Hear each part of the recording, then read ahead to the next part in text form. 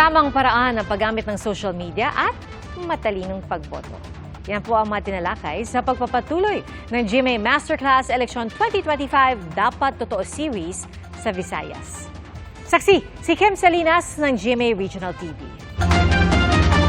Matapos ang matagumpay na Mindanao leg ng GMA Masterclass Election 2025 Dapat Totoo Series, sunod na destinasyon naman ang Visayas. Dito sa University of San Agustin sa Iloilo City, ibinahagi ng speakers ang tamang paraan ng paggamit ng social media at kahalagahan ng local news.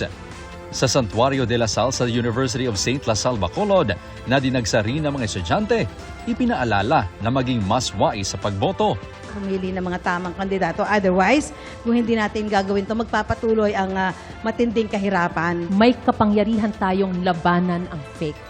Simulan natin sa pagiging mapanuri. Ngayong nalalapit na eleksyon, tiwala ang pamunuan ng mga paaralan na mangingibabaw ang katotohanan at malalabanan ng fake news sa pagtutulungan ng lahat.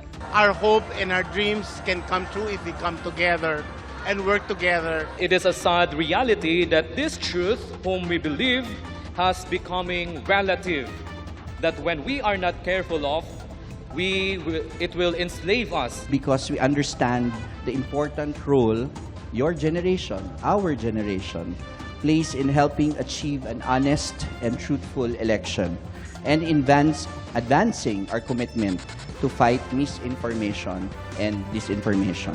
Dumagdag rin sa tagumpay na aktibidad ang ipinamalas na vocal prowess ni The Clash Season 4 Grand Champion Marian Osamel. Nagsilbi namang host si GMA Synergy Sportscaster Martin Javier. Para sa GMA Integrated News, ako si Kim Salinas ng GMA Regional TV. Ang inyong saksi. Mga kapuso, maging una sa saksi. Mag-subscribe sa GMA Integrated News sa YouTube para sa iba't ibang balita.